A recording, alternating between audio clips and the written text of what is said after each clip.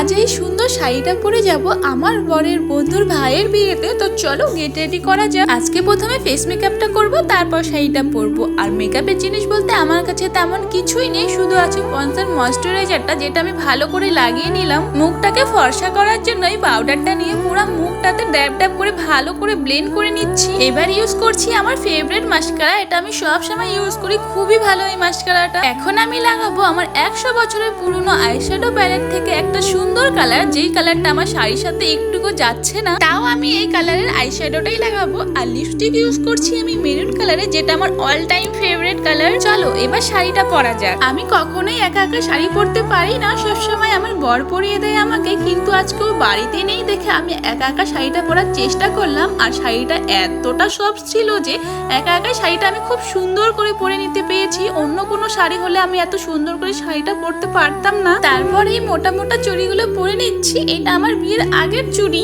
আমার কাছে মালার অপশন ছিল দুটো, কিন্তু এই শাড়িটার সাথে কোন মালাটা যাচ্ছে সেটা আমি বুঝতেই পারছিলাম না, তাই দুটো মালাই পরে দেখলাম। আমার তো সিলভার কালারের মালাটাই বেশি ভালো লাগছে। তোমাদের কোন মালাটা ভালো লাগছে এই শাড়িটার সাথে কমেন্টে জানিও। কাজলটা পরতে আমি ভুলে গিয়েছিলাম, তাই কাজলটা পরে নিচ্ছি। আর হেয়ারটাকে রেখেছিলাম ওপেন হেয়ার, আর মোটা করে সিঁদুর পরে নিয়েছি। তারপর আর কি ছোট্ট একটা টিপ পরে নিলাম। সো ফাইনালি এবার আমি রেডি। আমার এই লুকটা তোমাদের কেমন লাগছে অবশ্যই কমেন্ট করে বলো। আর শাড়িটা তোমাদের কার কেমন লাগলো সেটাও কমেন্ট করে বলো।